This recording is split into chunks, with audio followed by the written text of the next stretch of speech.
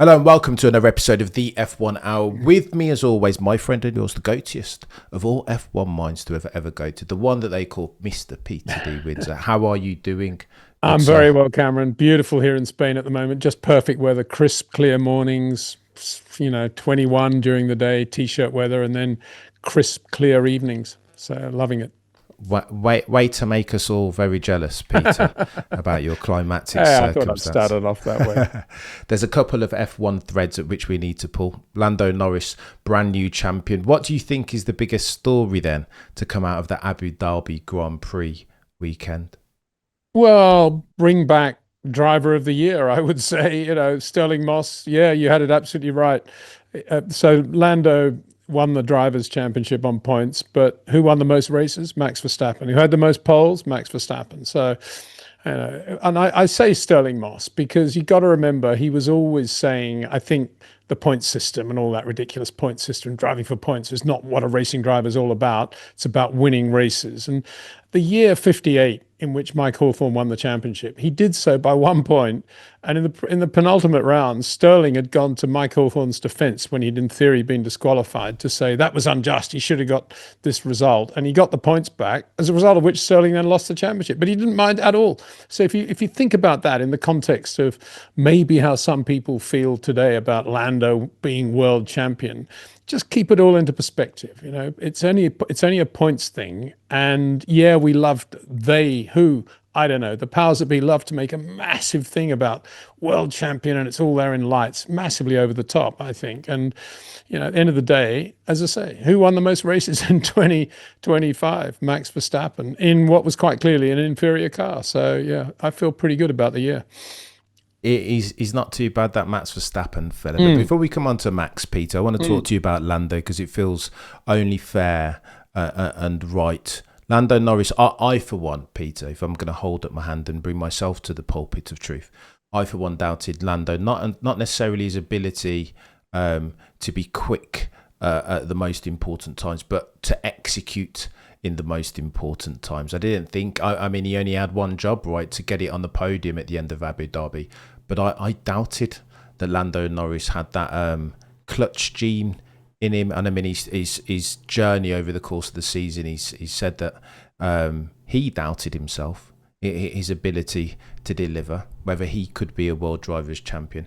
Are we looking at a good news story, a positive one that translates into the mainstream zeitgeist then, Peter? Is this does a rising Lando Norris tide float all F1 boats?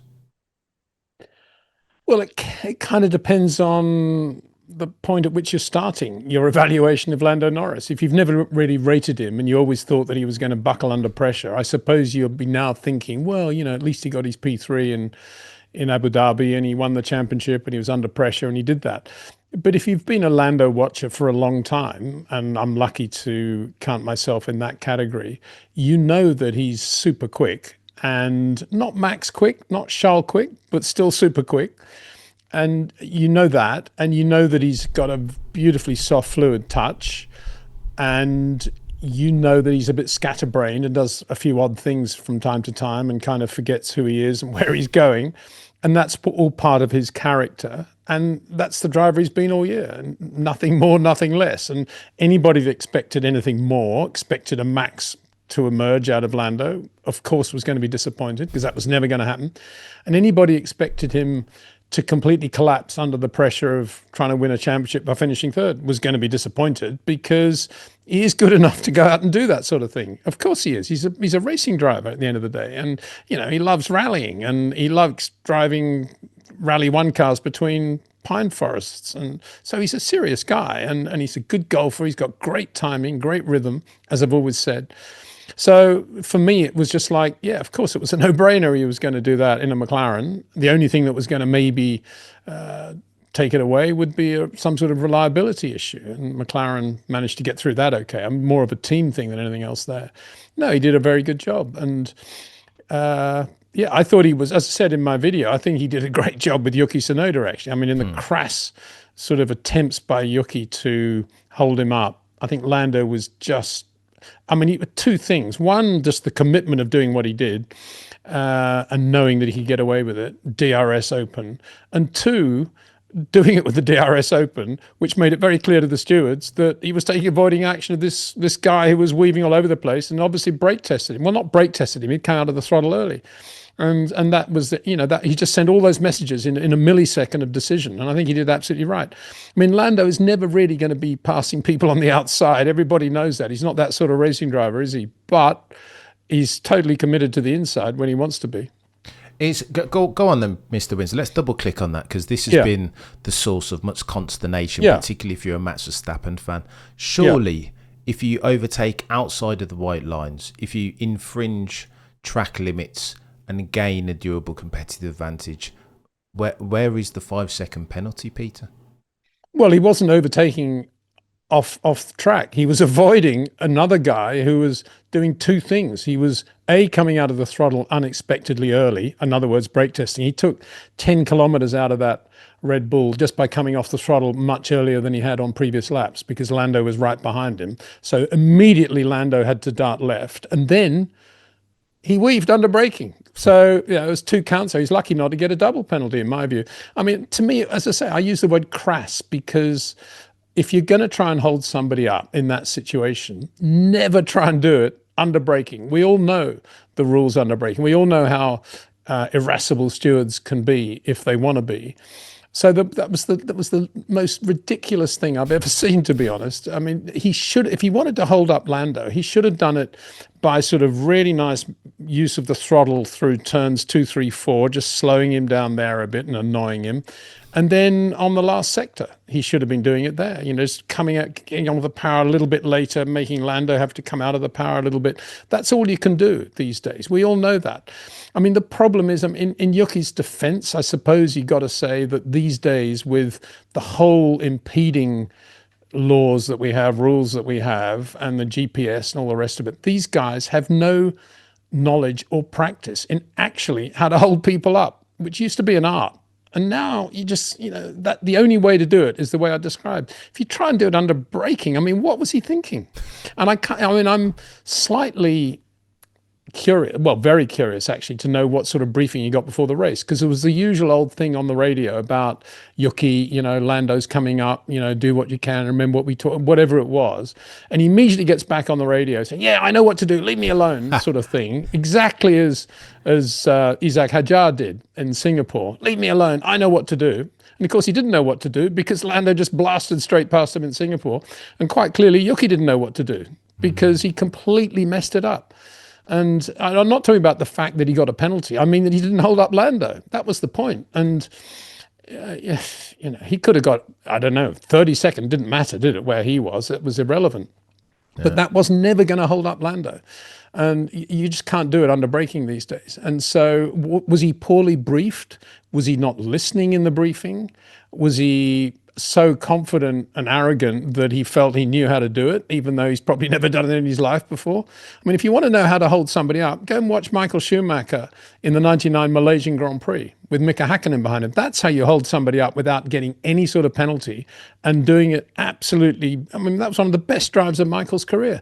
I wonder whether Yuki Tsunoda did his homework and watched that drive and watched that video before this race, because it was quite clear, where he qualified, that potentially that's what he was going to have to do.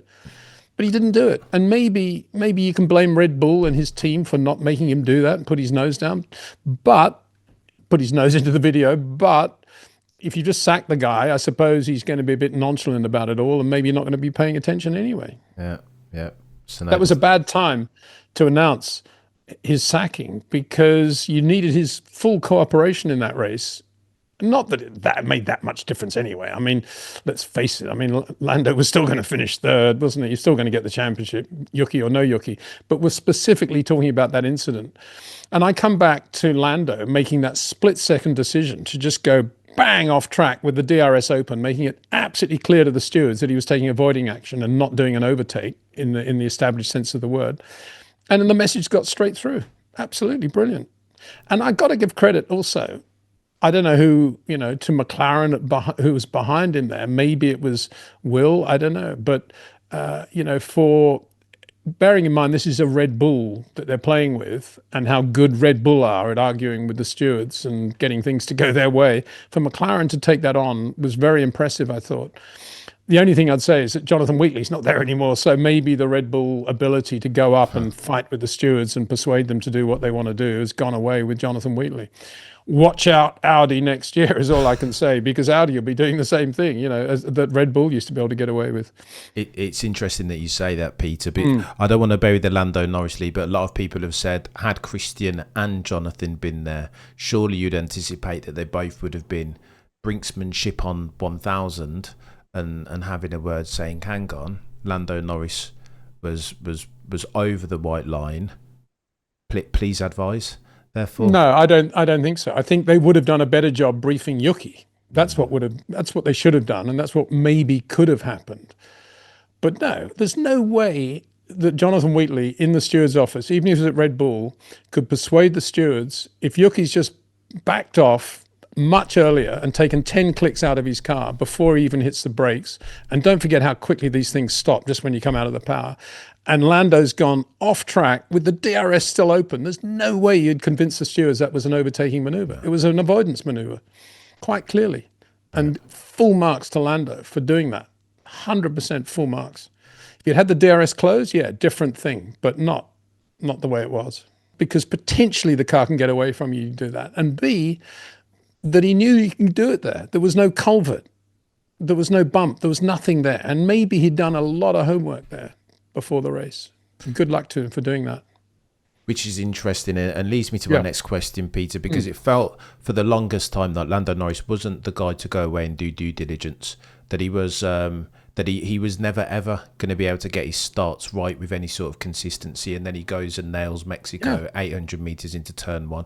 That people said that he lacked for the clutch gene in the critical moments, that like all of the great drivers, he couldn't extract the best out of him at the critical times, and then he makes the amendment to take the delta information off of the steering wheel so that he's just in flow state in the heat of battle, and particularly in qualifying. Talk to me about Lando Norris's improvement as far as his ability to wade in the very murky waters of pressure, particularly towards the dying embers of a driver's championship, Peter.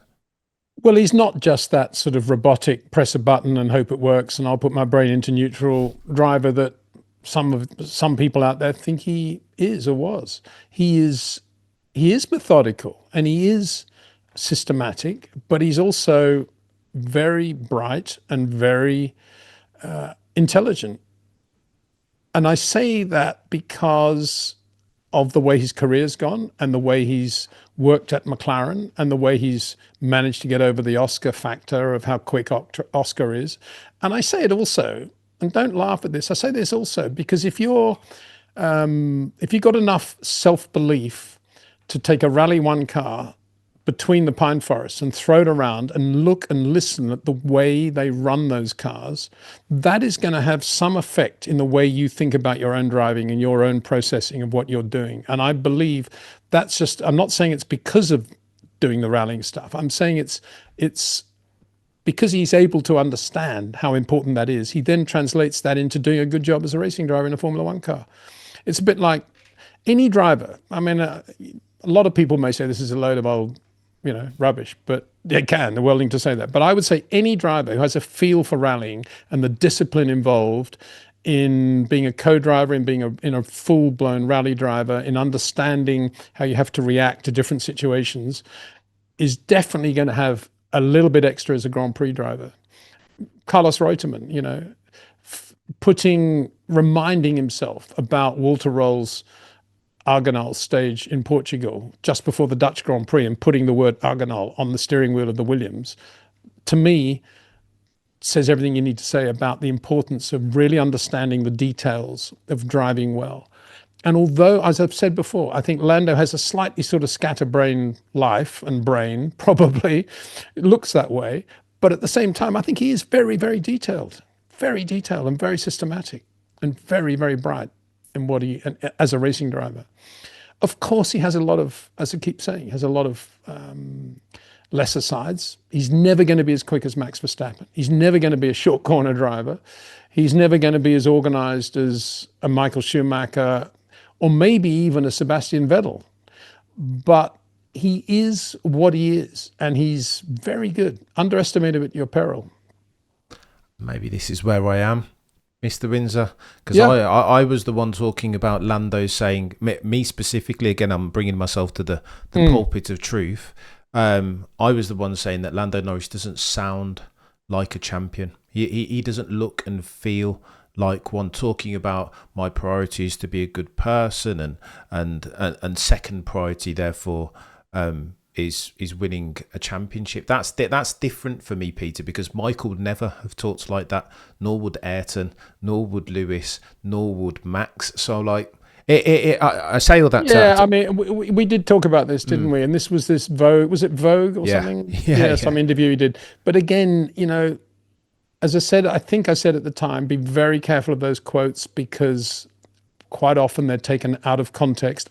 And if not out of context, they're reacting to the way a question has been phrased. And that's why it's probably best not to read those interviews or listen to anything except other than watch them on the racetrack. I mean, there have been world champions that can't string two words together. It doesn't affect the way they drive. And there have been world champions who are incredibly articulate. It doesn't have any bearing on the way they drive either. So you've got to judge Lando on what he does from a Friday morning to the end of a Sunday night on any given Grand Prix weekend. And as I keep saying, yes, he has plenty of faults. And no, he's not Max, and he's not Charles Leclerc even. And he may not even be George Russell. But, I mean, he's certainly not Lewis prior to Lewis in 21. But he is very good. And you give him a good race car like an MCL 39 McLaren, and you let him have 3 or 4 years to sort of brew and come to the boil at McLaren, with somebody like Zak Brown telling him how wonderful he is all the time and how he's going to win a world championship, as distinct from other team principals who perhaps wouldn't be quite as supportive of a driver. And there's no surprise at all that a guy like Lando Norris is going to win a world championship. Peter, what do you say to those who say of Lando Norris that he's a fair weather champion, that take away the durable competitive advantage that comes with that MCL 39, or give Maximilian Verstappen that car, and there's no way that Lando would have been a champ? So too, they speak to the in inverted commas favouritism over there at McLaren, that Lando's always been their prodigals, and 7 years he's been with them. Zak Brown is a business affiliate, and that there is a circumstance privilege in there that we need to speak to when we're talking about Lando Norris champion in 2025. Well, it's two separate things: the intra-team battle and whether or not he's a fair weather driver in general. And I think he probably is. Yeah, you know, throw him a wet road, and Max is always going to do him. Charles going to do him, and a few others as well, probably. Maybe even Lance Stroll. I don't know. He's pretty good in the wet these days. So yeah, of course. And we've had plenty of fair weather champions. What do you think Mike Hawthorne was? I mean, Keke Rosberg, 82. Who was the driver of the year in 82? I mean, in my mind, it was Gilles Villeneuve. But sadly, we lost him, and Didier Pironi had that massive accident, and Keke won on points. I mean, Jody Scheckter in 79. You know, who was the driver of the year in 79? Gilles Villeneuve. So, yeah, nothing new there. There's no way Lando Norris is the best driver in the world right now. But that's why the World Championship, as Sterling Moss said a million times, isn't actually a great barometer of what's really going on in Formula One. You can have it if you want. It's a good marketing thing for Formula One to have this World Championship that begins at the beginning of the year and ends at the end of the year, and every race counts equally for points. But that's just Formula One's thing, isn't it? If you look at tennis, is the winner of the World Tour, the WCT final, whatever it is, WTC final, more important than the guy who wins Wimbledon or the US Open? I don't think he is. Most people don't even know who that person is, probably. And same in golf. You know, who's the winner of the FedEx Cup at the end of the year? That's one guy. But who won the British Open? Who won the French Open? We don't have, sorry, not the French, the US Masters. We don't have this championship thing in other sports on an annual basis. And yet it works for Formula One because we go around the globe and we want to talk about the World Championship all the time. We've had it since 1950, and isn't it a wonderful thing? But it's never going to, rarely does it produce actually the best driver. Think about Jim Clark in 67. I think he won, 4 races? Denny Hulme won 2. and Denny Hulme was world champion. And there wasn't a massive outcry afterwards about, this is Denny Hulme's a fair weather driver. If you put him in a Lotus, he'd be blown away. Everybody said, Denny won the championship. Good on him. Yeah, Jimmy was the best driver. We all know that. But Denny won the championship. Good for him. Why is it different now compared with 1967? It's not any different. It's the point system not doing its job, but we accept it because it's a good thing for Formula One. So, all these people that are complaining now, why weren't they complaining? Why aren't they complaining about Denny winning in 67 or Nelson Piquet in 81 when Carlos Reutemann won the championship quite clearly, and then they took the points away from the race he won 3 months later? Nobody seems to complain about that. All these people that are worried about the Lando Max thing now, why aren't they out there complaining bitterly about 81 or 67? You've got to keep things in proportion. You can't just take an isolated thing and say, this is terrible. Keep it in proportion. We've had a world championship since 1950. If the fans don't like it, I'm sure all the millions of Netflix fans around the world could all sign a petition to Liberty and the FIA saying, we as a group, global fans, no longer want a world championship because it produces the wrong drivers too often than it produces the right one. And then we might go back to having a sport where it's just about winning races. Sure. I mean, surely. Yeah, that's the bottom line. Surely, Mr. Windsor, you can't be insinuating that the winner of the Drivers' Championship isn't the best driver on the grid. Surely Lando. I mean, Lando got it over the line, and he deserves credit for that, right? And he has the trophy in his hand. Yeah, it doesn't make him the best driver, though, does it? It just makes him the winner of the championship on points. That's all it is. He won a point system. He didn't win the most races in the year. It's a much better measure, isn't it, of who the best driver is? That's if you said to any fan in the world, should the world champion be the driver who wins the most races or the driver who has the most podium finishes? What are most people going to say? End of story, But we've come up with this system that rewards points finishes. And therefore, we have to live with it. And if you don't like it, protest it. And go again, say we're not going to watch Formula One until they take the system away. Point taken. And I concur. So go on then to that point. And just to finish the point, Lando raced the year according to the point system. He didn't race the year in order to win the most races. And who can blame him? Because that was the task ahead of him. And therefore, Peter, question, is he a deserving champion though? So is Lando a deserving champion? Of course he is. Because he won the championship as a Formula One driver who won a lot of races. He won 7 races, and he's proved to be quicker than Oscar Piastri in a lot of those races. Not all of them, but the point system is out there to be challenged, and he won it. So how can you say he's not deserving of that? I would say he's not deserving of the title Best Driver of the Year, because I think that was Max Verstappen. But in terms of being world champion, that's a points thing that is based on finishing. And he constantly finished races, didn't he? He's done all right, Lando. Again, he's made a mug of me, Peter. I didn't think that he had that in his locker necessarily, even with the car advantage. To your point, though, Peter, you say that some chap called Max Verstappen probably is the best driver of the year, probably is the best driver on the grid. Why do you say that, Peter? What gives you so much conviction? I don't say probably, I say he is, because A, he's getting better all the time and he's very self-critical. B, he hasn't allowed brand Max to become bigger than Max the racing driver, and that's not an easy thing to do in this Netflix world in which we live. And C, he's better at driving a racing car in the dry, the semi-wet and the wet, than anybody on the planet Earth, in my opinion. I think he has absolutely the epitome of the art at his fingertips in terms of his coordination, his harmony of inputs relative to the dynamic weights that he's managing, and his racecraft and his understanding of how to manage a car over a race distance, to be able to see the checkered flag or the last lap of the race on the first lap of the race and know what's required, or within a stint anyway, let's say that. He's better at managing the tyres, at knowing how to manage the tyres than any driver in 2025, and I think going forward.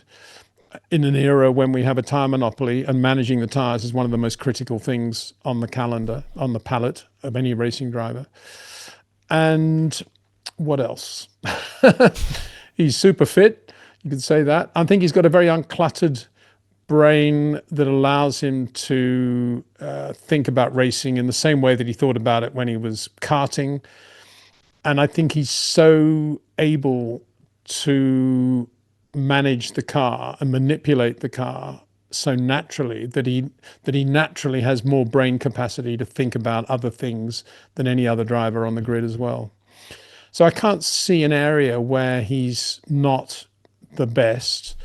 Maybe he's never going to be a Michael Schumacher or a Jackie Stewart in the sense that he could leave Red Bull tomorrow and with a clean sheet of paper set up a completely new Formula One team at Ferrari or some other place and take all the best people and make that team happen in the way Michael did. But then again, how important is that these days? That's much less of a feasible thing because of all the long-term contracts that everybody has. So it's not the same as when Michael did that in, 97, 98 and 96. So, yeah, I don't see any area where Max isn't the best in the world right now. He's not too bad, this Verstappen fellow, and he hasn't been too bad all season. Like I'm as a Max fan and or stan, Peter, I was really disappointed at Barcelona. So we spoke about this, right? But I suppose it's important, never more apropos, to address it again. I remember saying at the end of Barcelona, I hope to the racing gods that Max, if he loses the championship, that he loses it by more than 9 points. And then true to form, he ends up losing it by 2 points. Max was asked in the post-race presser about Barcelona, but the question was something like this. Now that you've lost the championship by 2 points, do you look back on the incident in Barcelona between himself and George Russell any differently? To which Max Verstappen said, there were a gazillion things that happened throughout the year. We did really well to turn around the car, and my team are worthy of praise. Why would you ask such a question? And now you, journo of The Guardian, have this stupid grin on your face. And Max didn't lose it. He was quite mature in his response, but you could tell to your review video, Peter, that he wasn't too pleased about Barcelona, nor the journalist's characterisation of it. To that, Peter, you respond how? Well, I mean, his response was obvious. So it's not a question that he should have been asked at that point at all. And any good journalist would never have asked that question, because you know what he's going to say. Of course, he's going to say the championship is won over a season, not in one race. However, I've always made the point, re the Spanish Grand Prix, that what happened after the restart is completely irrelevant, because Max was either going to sink like a stone or he was going to do what he did. That's not what lost him the championship. I think it was the pit wall that lost him the championship in Spain. And I say that because all the other incidents that you could pinpoint were kind of before the race had really happened and decisions had been made, or the car wasn't right, or this or that. I mean, Austria, what was he doing in the midfield, on the on the grid? You're going to have a turn 3 accident in Austria if that's where you qualify 9 times out of 10, and so it goes on. But Spain was a different thing, because there he was in 3rd place, and there he was in sight of the finish, and the safety car comes out, and both McLarens come in for another new set of used soft tyres. Now, Red Bull obviously felt that they didn't have a raceable another used set of soft tyres. Max had used more than most that day. So what do? You leave him out there, give him track position. He's now leading the race behind the safety car. Yeah, he's got 2 McLarens behind him on used soft tyres. What's going to happen over the next remaining 8-9 laps? Okay, both McLarens would have got him. You think he wouldn't have finished 3rd in that race? That's all that needed to happen. It was the call that caused the problem. And when Max found himself on new hards, it was like, what is this? What have they done? And he was quite right to think that way and to speak that way. And sure enough, he comes out of the last corner at the restart, nearly loses the thing, has the catch of the year to keep it on the island. Then Charles Leclerc almost takes him out by driving into him on the straight when there's a speed differential of about 20 kilometers an hour because Max is now so slow on these hard Pirellis. And you imagine what Max's state of mind is at that point. He's just had this massive moment on these cold, hard tyres. He's then got Leclerc, as a result, driving into him on the straight and no repercussions at all there. Of course he goes ballistic. I mean, it's easy to tell that that's the moment when a Max Verstappen is going to go totally red mist because he's been put in a situation. It was a bit like Abu Dhabi 21 in reverse. You know, it was a bit like he found himself in the situation Lewis did in Abu Dhabi 21. He found himself in an unraceable car because suddenly they put him on hard tyres to compete against everybody else on softs. It was absolutely ridiculous. Why did they do that? And it's not as if they were leading the race like Oscar in Qatar and they had to make a call not knowing what anybody else is going to do. They knew both McLarens are coming in. It was a Christmas present to Max to stay out in front, get track position, stay on those softs. He could bring them through to the finish. If anybody can, it's Max Verstappen.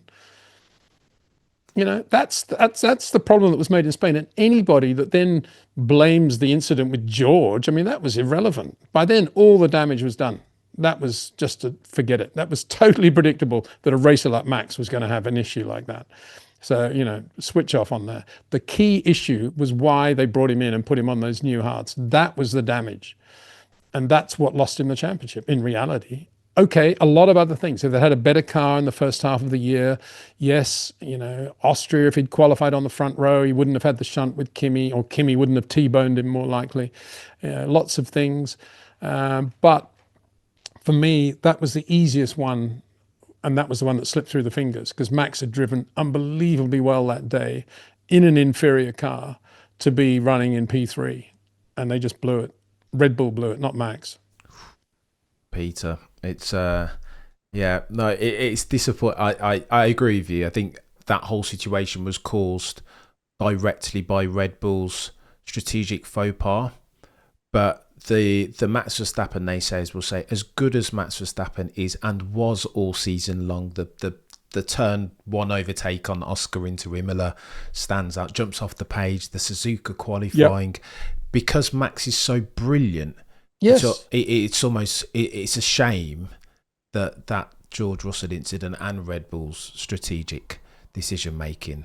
Well, I don't think you should include the George Russell incident. As I say, that was the minute they brought him in, there was going to be a George Russell incident. One leads to another with a driver like Max. You can't have poles of the type he got at Suzuka. You can't have passes into the chicane at Imola that Max does without a driver like Max going completely ballistic if you put him on hard tyres when everybody else is on softs.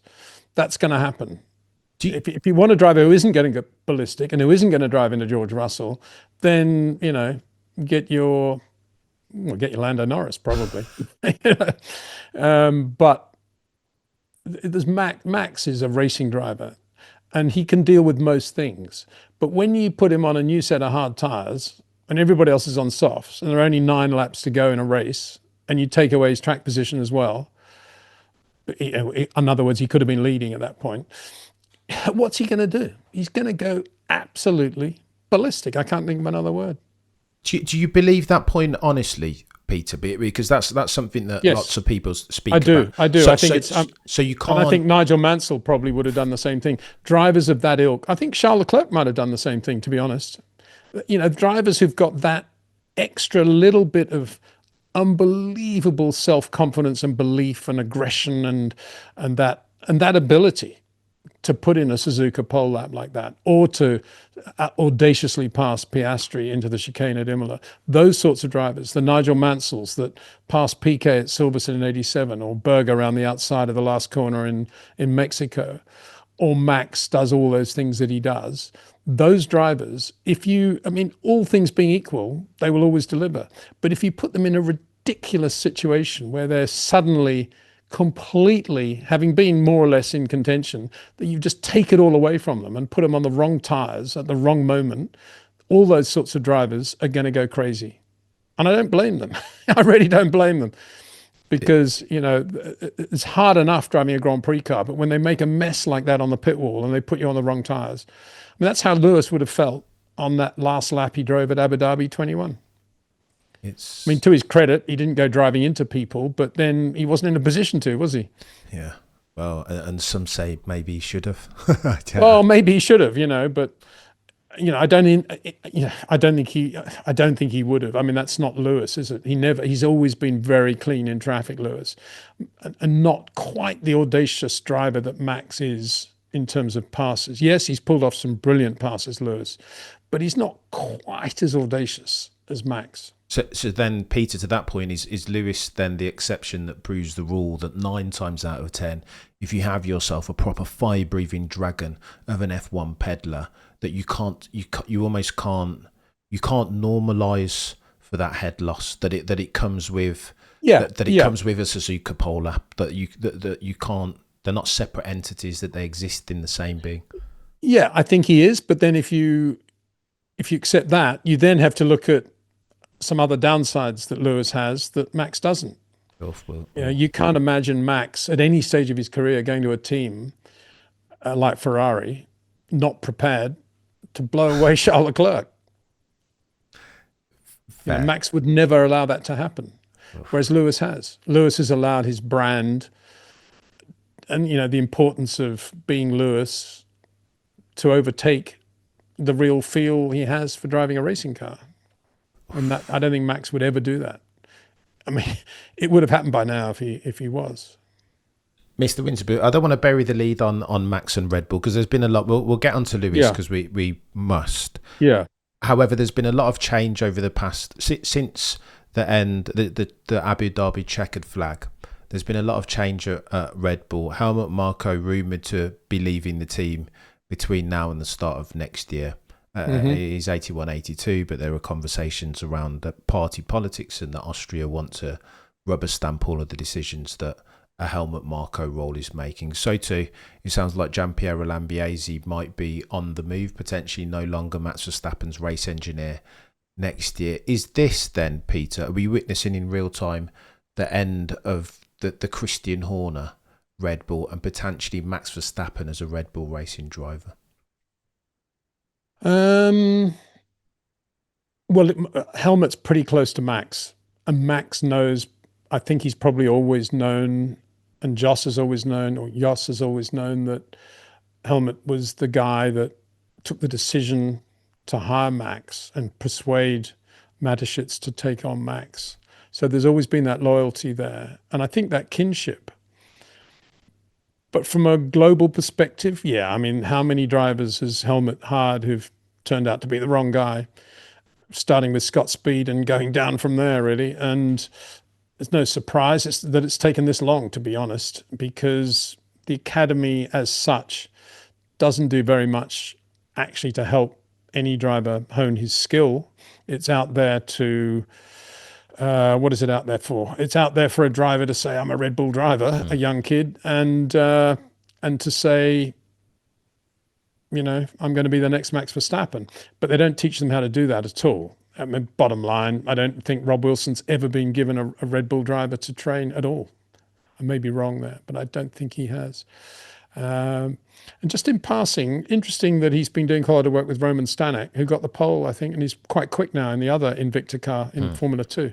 So again, great credit to Rob and the work he's been doing with a number of drivers behind the scenes. I've never really been very impressed with the Red Bull Young Driver Academy, to be honest. I mean, Vettel wasn't even a Red Bull driver, was he? He was a BMW driver. And so, I think... it's no surprise. Anyway, bottom line, no surprise. If GP leaves, that will be a surprise for me. It seems to me that he and Max have a really, really good relationship. And he's as good as anybody I've seen or heard this side of, as I think I've said it before, this side of David Brown or a couple of other really good Jock Clear race engineers. And I'd be surprised if that happens. But maybe it's this thing about wanting to change things around and, personal circumstances. Yeah, apparently personal circumstances he's struggling Well, with. personal circumstance is something else. You know, Yeah. if he doesn't want to go to races anymore, that's totally understandable. Yeah. Or wants to travel less and take a more senior role, or even more senior role back at base, no problem. I mean, I think he's very good, and if that is the case, I can't imagine that it's going to be that much of a problem because he will delegate really well. Max will know who he's delegating to, and there will still be a direct line of communication, I would guess, between GP and Max. So I don't think that's going to be a major issue. Yeah, fair. Peter, I've got to ask you about Aussie, oi, Oscar Jack Piastri. Yeah. Many people are really disappointed at the way his season has ended, but is this not a good news story? So dominant was he in the first half of the year that it's only a matter of time now for Oscar Piastri going into his fourth season, that as brilliant as he's been, as binary as he is on his throttle inputs, as brave as he is through the high medium speed, is it only a matter of time till Oscar Piastri wins his first driver championship now? I wouldn't have said he's binary on throttle input. I think he's pretty good on throttle input, and he's definitely able to let the car float in a Lando-like way. Not quite as well as Lando, but he's definitely very good at that. And when he was first at McLaren, he was very, very soft with his throttle inputs. So I'm not quite sure why people would say he's got a binary throttle input. It doesn't make sense to me. But beyond that, yeah, very good on fast corners. If you take it purely from the point of view of Oscar Piastri, where he had the race drive at Alpine, decided that there was a loophole in the contract that then allowed him to take over the other seat at McLaren from Daniel Ricciardo, it's paid off massively because he's won Grand Prix and been in the championship running right up to the end of 2025. So roll on 26. Yeah.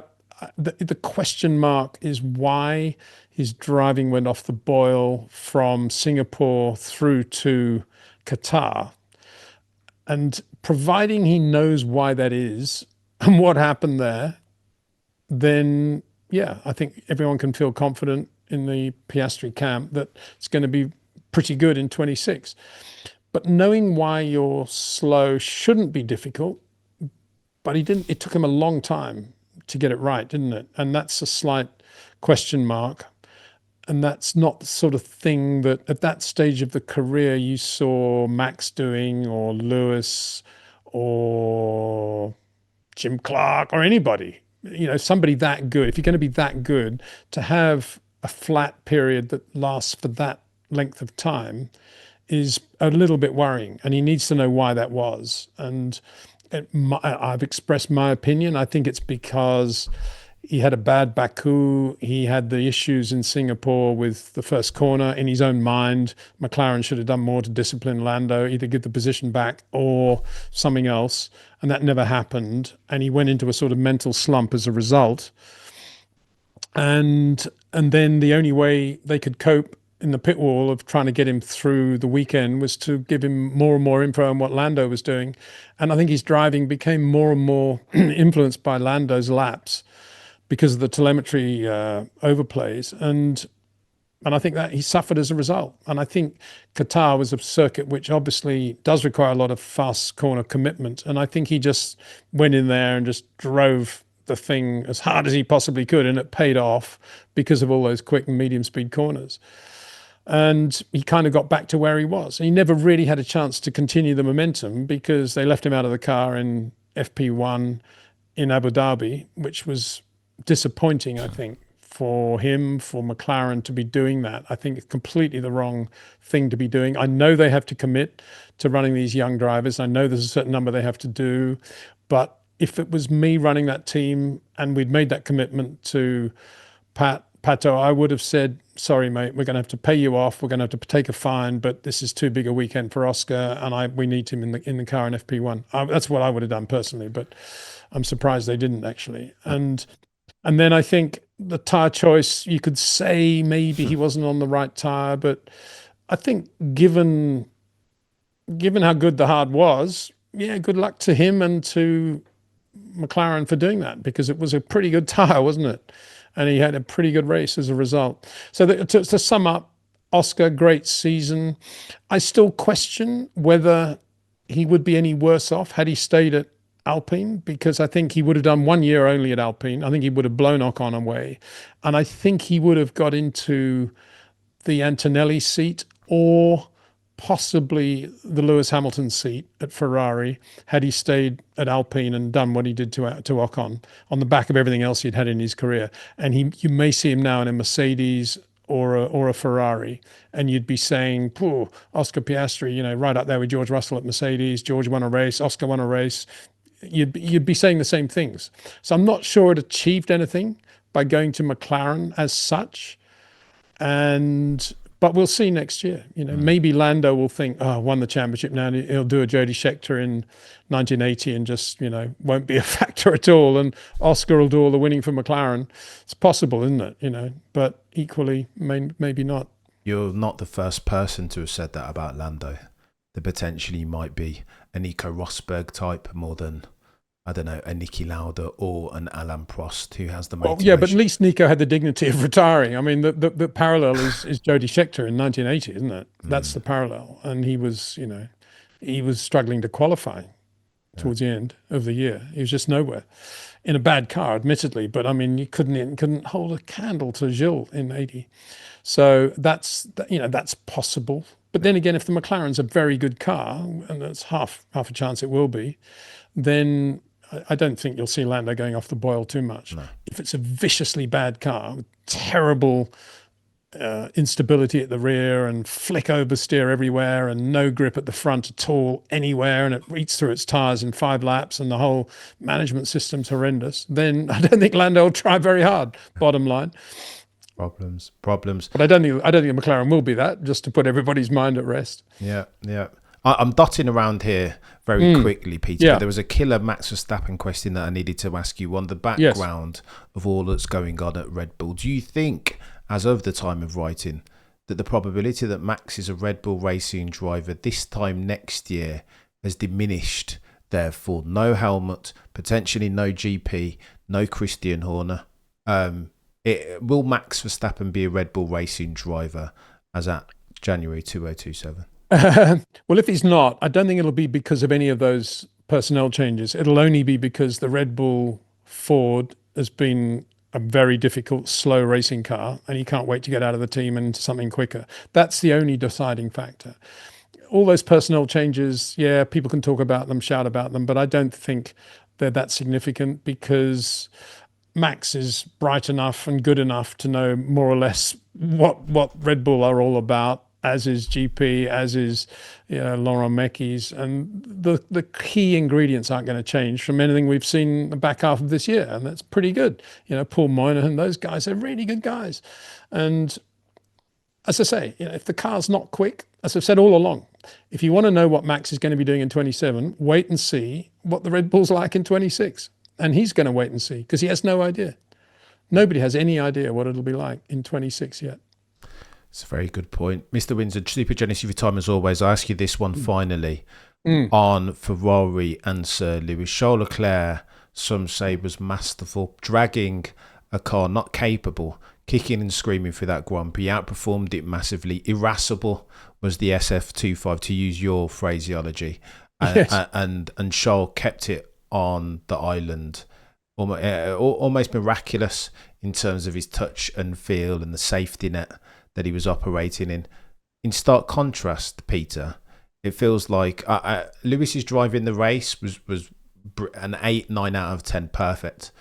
But the fact that Lewis, for the third race back-to-back, doesn't get out of Q1, is that proof positive that Lewis might want to have a conversation with himself between this season and next and reappraise for whether it's a good idea to still be an F1 racing driver? Well, I think he should have been having that conversation with himself after about race 5, not now. I think now he will go into the winter like all race drivers and think, I just had a good race in Abu Dhabi where I was on the grid. Wow, mega, scored some points. What I need now is a complete break. I need to just not think about Formula One at all. I need to go to my favorite place on the world, planet Earth. I can fly there tomorrow in my own aircraft and I'll sit there and just completely detox and get everything out of my system, and I'll come back fresh and ready to go and hungry. In my opinion, that won't achieve anything at all. As you know, I'm a believer in hard graft, and there's nothing happens by magic. Certainly not detoxing the brain, and that he needs to be hitting 1,000 bunker shots a day in order to find out exactly where Charles has been doing him. But I don't think he'll do that. I think he will do exactly what I just said. I think he'll say, "Oh, I've got a break now. I'm so pleased we got a break. I've got to get away from it. You know, oh, the sunshine. Oh, this or that. You know, animals, whatever it'll be." And he'll come back and he'll basically be the same. But what could change is if the Ferrari is a very good car, it'll be much easier for Lewis then to be very quick and to do what Lewis does. And everyone will be saying, "Oh, wow, Lewis is back." But if the Ferrari is as difficult to drive next year as it is now, I don't think there'll be any change at all over the winter. But I don't see Lewis stopping, because I think he would have said he would by now, if he was going to do that, if he was going to. I mean, it's still surprising, is it not? Particularly as we've been talking about how he needs to go back to the old Buckmore Park Rye House helmet colour designs in order just to sort of reinvent Lewis Hamilton racing driver, that he's still, even though he's not getting out of Q1, he's still arriving in the paddock, you know, as if it's a fashion show and all that stuff. I've never criticised Lewis for the way he is out of the car. I'm just surprised that he's doing that. I would have thought he'd want to be, you know, just very low key and just get in there and drive the race car and be Buckmore Park Lewis Hamilton. I don't know whether he actually raced at Buckmore Park. It was probably more Johnny Herbert, wasn't it? But Rye House, certainly. Yeah. Peter, I think the concern for me as a Sir Lewis Hamilton fan is that I think Sir Lewis Hamilton has been watching the Windsor YouTube channel. No, genuinely, he has been listening. So the colours of the helmet have become less audacious. He's sneaking in the back when he enters the paddock. No more does he want the big New York Fashion Week style entrance. He's kind of hiding away from the gaze of the F1 accredited media and photographers. But yet and still, that's the worry, isn't it, Peter? Because he's doing these things. He's taking your counsel, and yet and still. I doubt that he's doing that, Cameron. I mean, if it's just pure coincidence, if he is, I'm sure. I can't imagine he listens or watches the thing. I mean, but the only reason I said all that stuff is that somebody sent me a WhatsApp of a picture of Lewis driving. I guess it was the paddock in Abu Dhabi, and he was just like, it looked like a Paris fashion show, and he had some ridiculous watch he was wearing, right? Did we not? Did you see that one? No, I didn't see that one. He was wearing a watch worth over €1 million. Oof, yeah, that's not advisable. But I think broadly, over the past few Grand Prix, he has been dialing it down. But then the concern is, yet and still, he finishes the driver's standing no less than 86 points behind Charles Leclerc. That's yeah, I mean, you don't need the driver's point standings to tell you that he hasn't driven well this year and he's been blown away by Charles Leclerc. You just have to watch every race, basically, apart from the sprint race in China. And even then, Charles didn't have front wing end plate, did he? And a few other things went on. But even so, he drove well that day. Let's not take that away from him. But yeah, I mean, he needs to be a racing driver again, but he needs to work very hard at details that fell away when the catastrophe of Abu Dhabi 21 happened. And it was as I said before, it was a triple whammy, because it was not only losing the championship, it was the same weekend basically that he lost the battle to keep Valtteri Bottas. And then beyond that, it was, welcome to the 2022 Mercedes, which was a complete and utter waste of time. So if you put all those three factors together, it was a wonder he kept racing at all in 22. And here we are now at the back end of 25, and he's taken the way his driving sort of coped with all the catastrophes of 22 is still there, really. He's got a little bit softer and a little bit earlier, but not much. He's certainly not driving the car as Charles drives it. Might the new reg save him, Peter? 2026, but biggest rule change. As I say, if the Ferrari is a quick car, yes, that will save him, and I think he'll have a reboot, and he'll be a quick driver in that car. If it's a quick car, easy to drive, Lewis will get a lot out of it, and his track craft and experience will come in. And if it's a car capable of winning races, for sure Lewis will win races again, no doubt about that in my mind. But if it's not, that's when you're going to see again the struggle of being as quick as Charles. And the regs throw everything up in the air, and we'll see how the cards fall when the season starts. Let me ask you this final question, Peter, and again, super generous with your time. I want to speak to Zak Brown. Do I owe Zak Brown an apology? Because I thought that there was no way, with a Max Verstappen breathing down his neck and applying these papaya rules and kumbaya inegalitarianism, there is no way that Zak Brown and McLaren were going to get both the drivers and the constructors over the line. By dint of the outcomes, the fact that he did do that, do I need to underweight my process thesis and overweight my outcomes, and therefore give Zak Brown some credit? Well, I don't know. It depends again what you're saying. Are you saying that, yeah, they beat Max in the end, so therefore Zak got it right? Or are you saying, even though Red Bull had a really bad car for a lot of the year, McLaren made it incredibly difficult to win the championship? Or are you saying, yeah, Zak did have a master plan in the end, and it was always that Lando was going to win the championship, and he always knew that Oscar was going to go off the boil for 7 races, and he knew that. Nobody else knew that, but isn't Zak a genius?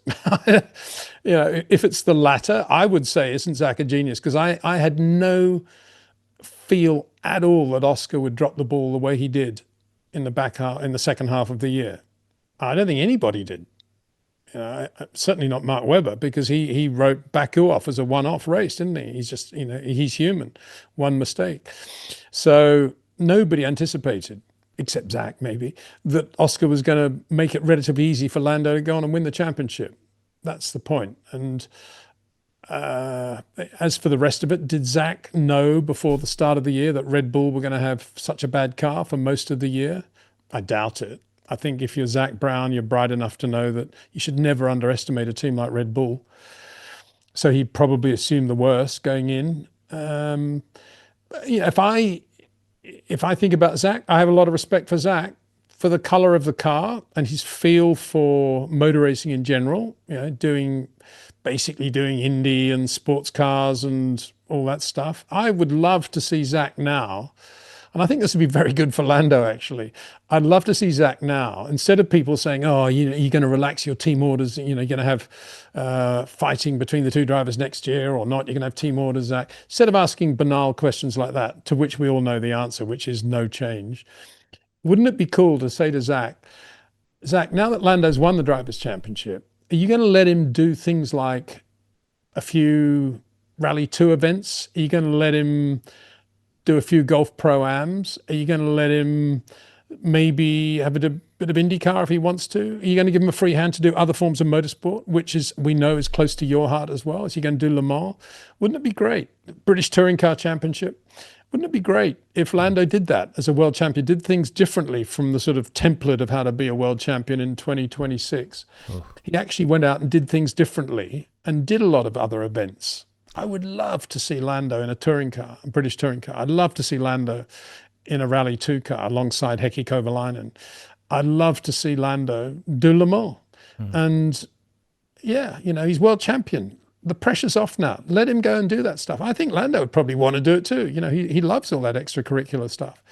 And Zak's the only team owner in the business who's, I think, is able to think in those wide terms and has a peripheral vision that allows him to do that. And yeah, it's my request, at the end of this year, let's see Lando doing a lot more in 2026 out of Formula One, because the pressure's off. And let's all enjoy him as a world champion that way. And it's a small point, but I think it's worth making that before Formula One became really big business, winning the world championship actually carried with it quite a lot of responsibility, because suddenly you became the most important person in Formula One, and you therefore overnight became an ambassador for the sport. And people listened to what you had to say in a way they never did before you were world champion. And that entailed a lot of extra charity work, a lot of extra travel, and a lot of dignified behavior representing the sport on the planet. I'm not sure today that it carries the same weight of responsibility. I've won the championship, fireworks, crazy, 1 million parties and 1 million emails. We celebrate the world champion 27 times. But wouldn't it be nice if Lando now, and I think he has this in him, thought, I'm going to break the mold here. I'm actually going to go and do a lot more than I could ever do if I wasn't world champion. I'm going to go to India and I'm going to start looking at all the young kartists there for a couple of days and give them lots of encouragement. I'm going to go to South Africa and I'm going to go to China and I'm going to go to all these countries that are not yet really embracing Formula One. And I'm going to show them that it can be done. I can do it. They can do it. And I'm going to bring to life a lot of the things that were difficult for me when I started out and try and make it easier for other young drivers. And I'm going to start this and do that. Wouldn't it be great if he did that? And I think more than most, Lando has that in him to do, providing he's got people around him that encourage that and give him the freedom to do that. And obviously that starts with Zak. And I hope he does. I think Zando. That's not a bad thing, is it? The combination of the two. I think Lando is capable of doing that, and he has it in him. He's got a good heart, and he's a good man. Blimey, Peter, I think you've just put words very succinctly and articulately as ever to the good news story that is Lando Norris Driver Championship 2025, that he's always said, contrary to Lando Norris naysayers like myself, that he's going to be a champion. If he's going to be a champion, then he's going to do it his way and not conform to the expectations of any sideline merchants that he needs to be a fire-breathing dragon and get his elbows out. He's going to do it his way. And I think this is, it's different but positive potentially if I can take off my grizzled F1 veteran cap off for a year. The important thing to remember is that they're all different. They've all got different personalities. They all drive differently. They all want different things from the car. They all have different relationships with their teams. They've all had different careers. They've all got to Formula One in different ways. And you just have to respect every driver for being there in their own way and for their own idiosyncrasies. And Lando has plenty of them, but that's good. It's a good thing. You don't want all the drivers the same and behaving the same way. We've got a Max, we've got a Charles, we've got a George, we've got an Oscar, and we got a Lando. It's pretty cool, isn't it? Yeah, it's not bad. Not bad. Yeah. I don't know how people can be negative about any of that. It's what life's all about. Variety, some say, is indeed the spice of life, Mr. Windsor. Yeah. Say. And on that bombshell, Peter, you've been an absolute legend as per usual. I appreciate you more than words might convey. If you enjoy Mr. Windsor's purple sector market leading F1 insight, then get yourself over to the YouTube channel Peter Windsor. If you're not over there already subscribing, liking and commenting, then what are you doing with your life? How very dare you call yourself an F1 fan? Shortly thereafter, on your favourite podcasting platform, the pick to click is the Short Corners podcast. Again, market leading purple sectors each and every single time. If you're watching this on the YouTubes, I ask you only one thing, that you like, comment and subscribe. All that gubbins. Mr. Windsor, you've been a legend as per usual. I've appreciated your time. Super generous as always. And again, if I didn't mention your market leading purple sector insight, good sir. You mentioned it, Cameron. Don't worry. Thank you very much. Very kind. You are indeed the goatiest of all F1 minds to have ever goated. And I make no apology for labouring that point. Guys and girls, have yourself a fantastic year. End of year. Happy New Year. Christmas if you're celebrating. Festive period if not. Between now and next time, as always, the prosecution rests. No further questions, Your Honour.